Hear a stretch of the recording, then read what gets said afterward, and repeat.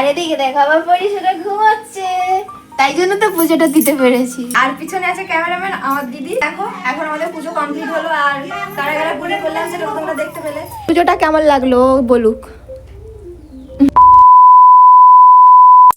Hey everyone, welcome back to my new another daily blog. তো চলে এসেছি আরও একটি ব্লগ ভিডিও নিয়ে, যেটা আমার শেয়ার করা উচিত ছিল আরও কিছুদিন আগে, কিন্তু ছোট্ট বাচ্চাকে নিয়ে এডিট করে উঠতে পারিনি, এবং ডেলি যে ভিডিওগুলো আপলোড দেব সেটাও পারছি না নেটওয়ার্ক প্রবলেমের জন্য।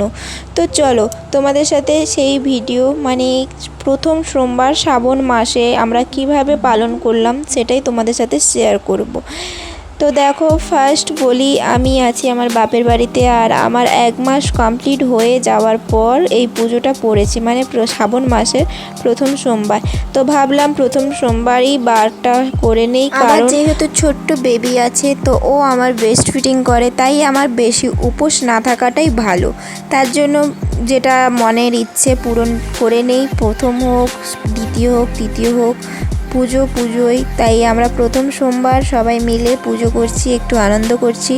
জানি না এর পরের সোমবারগুলো কেমন করে কাটবে, আশা করি তোমাদের যেন খুব ভালোভাবে কাটে। তো যাই হোক, দেখো এখানে সমস্ত অ্যারেঞ্জমেন্ট আমি করে নিচ্ছি, আর আমি তো এখনও রেডি হইনি, তোমরা আমার চোখ মুখ দেখে বুঝতেই পেরেছো।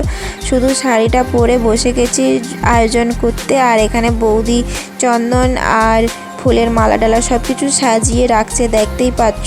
আর আমি এখানে শিবলিঙ্গ এবং নন্দীভিঙ্গি সবাইকে চান করিয়ে রেখে দিচ্ছি। আর বাপের বাড়ির এখানে সেরকম একটা কোনো আয়োজন নেই। আর এখানে একটা ঘটনা ঘটে গেছে, যেটা তোমাদেরকে আমি ব্লগ ভিডিওতে বলেছিলাম এর আগের একটা ব্লগে, যে পুজোর সময় কি ঘটনা ঘটলো।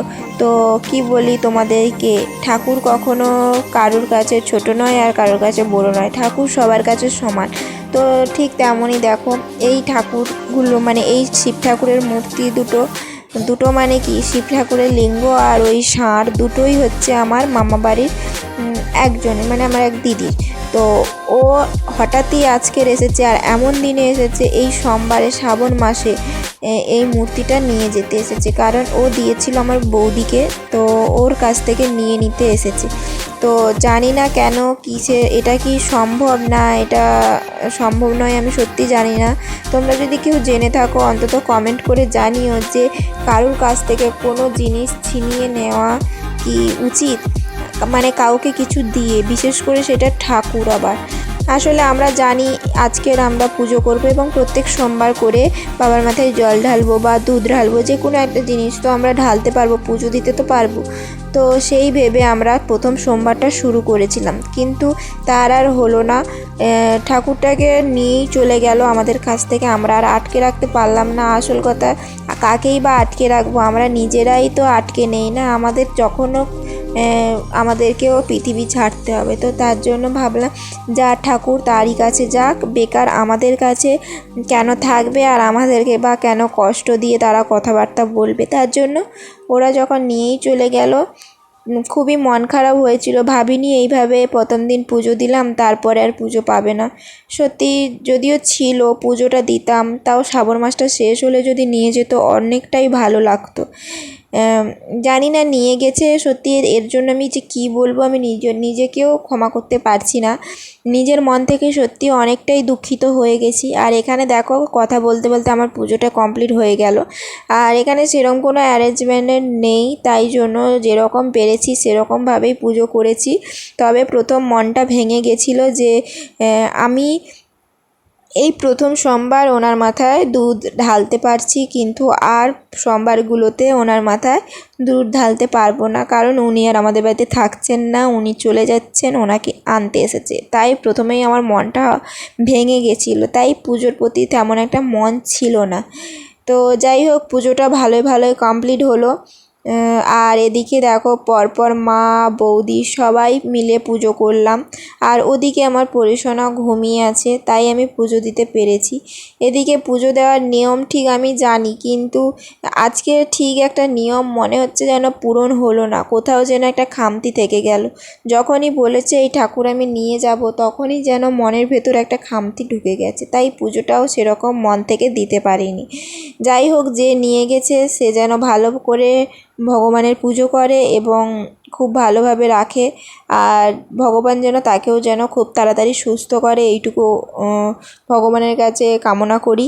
এদিকে দেখো আমার মাও পুজো দেওয়া কমপ্লিট হয়ে গেল, আর ছোট ছোট করে মালা গেঁথেছি ফুলের, কারণ ফুলও পাওয়া যাচ্ছিল না, অনেক জোগাড় মানে খুঁজে খুঁজে জোগাড় করে আনতে হয়েছে। সবশেষে এটাই বলবো যে পুজোটা আমরা মনের মতন করে না হলেও পুজোটা দিয়েছি, এটাই আমাদের কাছে অনেক। আর এদিকে দেখো আবার পরিশোনা ঘুমাচ্ছে, তাই জন্য তো পুজোটা দিতে পেরেছি।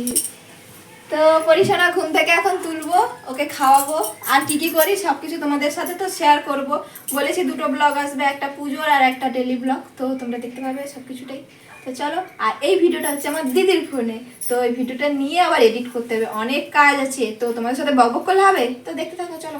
এদিকে পরিশোনা তো ঘুমিয়ে আছে, তাই তার মশারিটা খুলে এদিকে প্রদীপের ভাবটা দিয়ে দিচ্ছি, যাতে আমার পরিশোনা সুস্থ থাকে, ভালো থাকে এবং সুস্থভাবে যাতে বড় হতে পারে, মানুষের মতন মানুষ হতে পারে। দেখো এখন আমাদের পুজো কমপ্লিট হলো, আর কারা কারা পুজো করলাম সেটা তো তোমরা দেখতে পেলে। পুজো করা হয়েছে আমি, বৌদি, এই দেখো। আর আমাদেরকে কেমন লাগছে কমেন্ট করে জানিও, আর আমার মাও ছিল সাথে, মা ঘরের ভেতরে আছে। তো মাকে দেখো, কাকিমা এসে কাপড়টা আলিব আমি। তো আমরা এই তিনজনে ঘরে পুজো করেছি, আর কেমন লাগলো কমেন্ট করে জানিও ভিডিওটা। ক্যামেরাম্যানের কথা বল। আর পিছনে আছে ক্যামেরাম্যান আমার দিদি, তো এই যে ও। আর ওর এই পুজোটা কেমন লাগলো ও বলুক। গুড। তো কেমন লাগছে তোমরা জানিও, তো পাশে থেকে সাপোর্ট করো, আর চ্যানেলটাকে সাবস্ক্রাইব করো, সাবস্ক্রাইব করো, like comment. Like comment share এবং সাবস্ক্রাইব করো।